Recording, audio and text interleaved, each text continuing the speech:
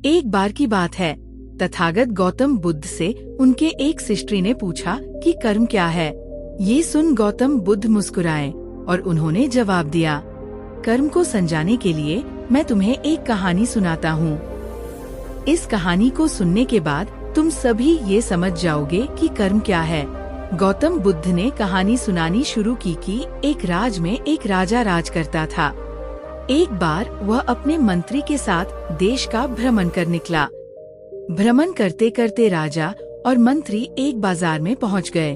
उस बाजार में राजा का ध्यान एक दुकानदार के ऊपर गया।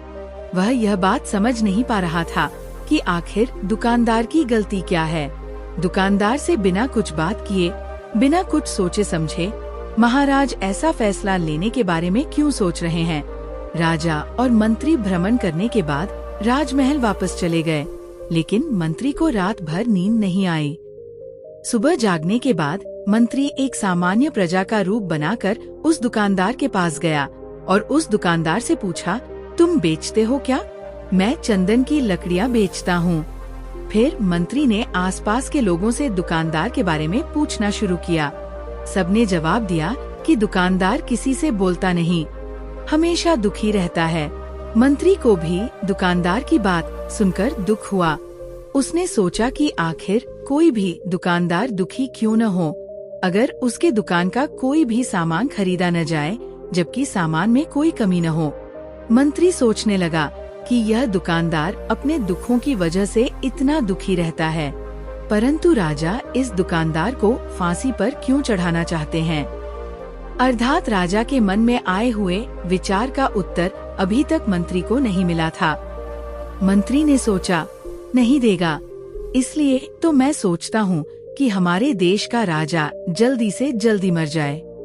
अगर वह जल्दी से मर जाता है तो मैं उस राजदरबार में उस राजा के दाह संस्कार के लिए अपनी चंदन की लकड़ी दे देता, जिससे मुझे कुछ पैसे भी मिल जाते। तब फिर शायद कुछ लोग मेरे दुकान से चंदन की लकड़ी खरीदने जरूर आते। मंत्री दुकानदार की बात को सुनकर सब कुछ समझ गया, लेकिन मंत्री बहुत चतुर और समझदार भी था। उसके मन में एक विचार आया। मंत्री ने दुकानदार से चंदन की कुछ लकड़ियाँ खरीद ली। इस खरीदारी से दुकानदार को कुछ पैसे भी मिल गए और वह थोड़ा खुश हो गया। मंत्री चंदन की लकड़ियों को लेकर वापस राजदरबार चला गया। राजदरबार पहुंचकर मंत्री ने उन चंदन की लकड़ियों को राजा के समक्ष रख दिया और बोला, हे राजन, ये चंदन की लकड़ियाँ उसी दुकानदार ने आपको भेंट की हैं, जिस दुकानदार को आप कल फांसी देने के बारे में सोच रहे थे।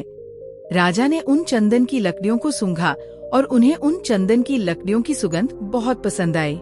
उन्होंने कहा, यह चंदन की लकड़ियाँ बहुत ज्यादा खुशबूदार हैं। दुकानदार के इस अनोखे भेंट से राजा बहुत खुश हुए और मंत्री को कुछ स्वर्ण मुद्राएं देकर बोले, जाओ उस दुकानदार को ये स्वर्ण मुद्राएं इनाम में देना और बोलना कि आज के बाद महल में जब कभी भी चंदन की लकड़ी की जरूरत पड़ेगी, क्योंकि अब तो हमेशा राजदरबार के लिए चंदन की लकड़ियों के इंतजाम की जिम्मेदारी उस दुकानदार को मिल गई है।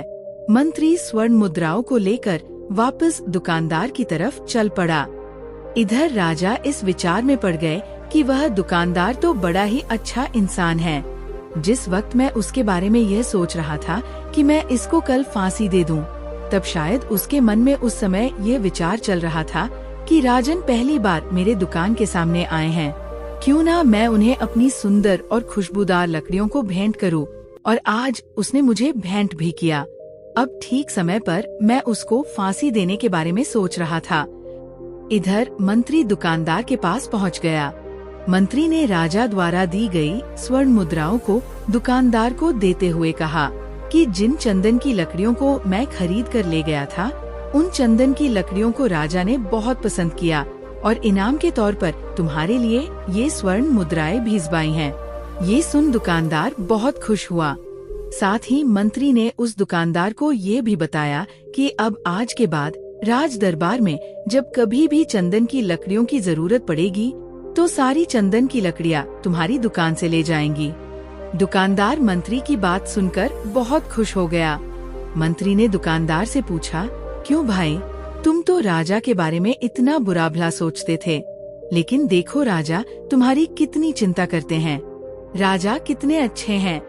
राजा अपनी प्रजा के बारे में कभी भी गलत नहीं सोचते। दुकानदार मंत्री की बात से सहमत हो गया और बहुत दुखी होकर राजा के प्रति अपने बुरे विचार पर पछताने लगा। दुकानदार मंत्री से बोला, मैं कितना गलत सोचता था राजा के बारे में। राजा तो बड़े ही अच्छे हैं, बड़े ही भले राजा हैं। भगवान करे कि राजा की बहुत लंबी आयु हो।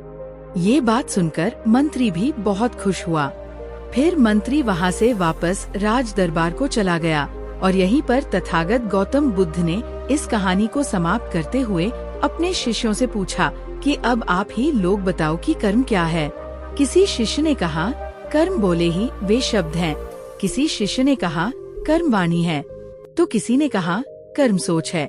किसी ने कहा, कर्म भावना है। अपने सारे शिष्यों के जवाब सुनने के बाद महात्मा गौतम बुद्ध ने कहा कि इंसान की विचार ही उसके कर्म हैं। हमारे विचार अगर हमारे सही रहेंगे तो हम सही कर्म करेंगे। सही कर्म करेंगे तो फिर सही फल मिलेगा, जिससे हमारे जीवन में सुख आता है। दोस्तों, अगर आप कर्म के बारे में और डिटेल से जानना चाहते हैं तो आप सबको सद्गुरु जग्गी वासुदेव के द्वारा लिखी एक किताब जरूर पढ़नी चाहिए, जिसका नाम है कर्मा।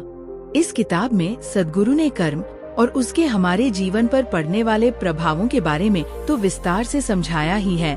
साथ ही उन्होंने कर्म के बारे में सालों से चले आ रहे कुछ गलत भ्रांतियों को भी तोड़ा है। यही किताब आपको कर्म के बारे में एक नई सोच देगी।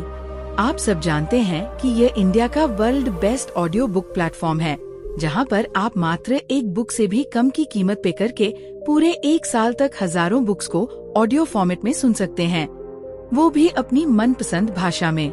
दोस्तों, अब हम कर्म को थोड़ा आसान भाषा में समझने की कोशिश करते हैं। कर्म का अर्थ है कार्य। इस दुनिया में, इस ब्रह्मांड में जो कुछ भी काम हो रहा है वो सब एक कर्म है। असल में देखा जाए तो कर्म क्रिया और प्रतिक्रिया के साधारण से सिद्धांत को फॉलो करता है।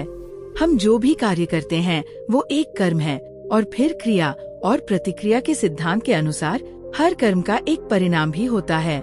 जैसे कांच की गिलास को फेंकना एक कर्म है और उसका टूट जाना उसका परिणाम है। अधिक बारिश होना एक कर्म है और बाढ़ आना उसका परिणाम है। असल में परिणाम हमारे हित में होगा या अहित में, ये पूरी तरीके से हमारे हाथ में है।